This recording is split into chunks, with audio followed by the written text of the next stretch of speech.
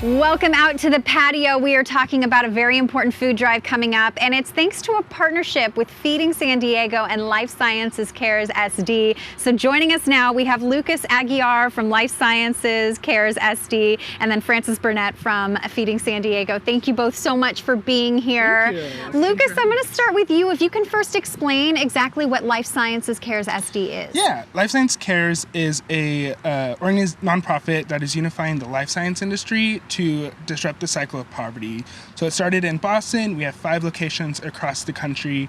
And here in San Diego, in the last 2 years, we have given back through grants and volunteer time over $1 million to the community through organizations like Feeding San Diego and mobilizing the employees of the life science companies to provide their time and their human capital as well to these organizations. And the reason this food drive is so important is because as we head into the summer, the kids that rely on those school meals for free are now facing difficulty being able to have food on the table. Exactly. And this food drive was really geared around kind of providing that student food gap and mobilizing the industry that cares a lot. These employees care a lot about their communities to really give back in a way that is amplified. So we have over 30 companies coming together representing over 1,000 employees that are really coming tomorrow, bringing together all the food to give back to the community. This is wonderful.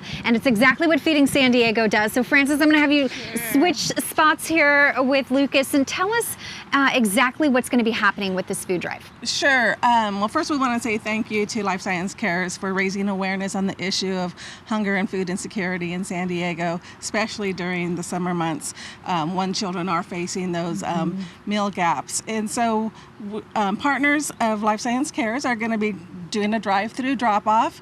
The goal is to raise 5,000 pounds of food on Wednesday, and some of the most requested foods from people that are receiving our services are peanut butter and nuts, whole grain oatmeals, and whole grain cereals, soups, and we're looking at some perfect examples of exactly what you're looking for. I want to emphasize no glass products being donated, but if people are sitting there at home and saying, hey, I think I have some food that I can donate to this for kids in our community, where can they go? What do they need to do? Sure. Feeding San Diego is at 9477 Wapple Street, and they can come by and drop off some food from 12 to 2:30, and we will be there to happily receive their contributions. And at any other time of the year, they can go on our website, feedingsandiego.org. There's a button that says how to get involved, and we would greatly appreciate receiving donations of not only food but also people's time for volunteers and also financial contributions to help support our mission. And then how do you go about distributing the food to those kids, and how are they identified? Sure. We will have a school pantry program, so we have school pantry sites throughout the county. We work with different schools, and during the summer months we work with different recreation centers and public libraries as our distribution sites. All right, so really important for families to know that information as well. Again, feedingsandiego.org. And there's a food finder map on our website too. You just punch in your zip code and it'll indicate the locus distribution sites in your neighborhood.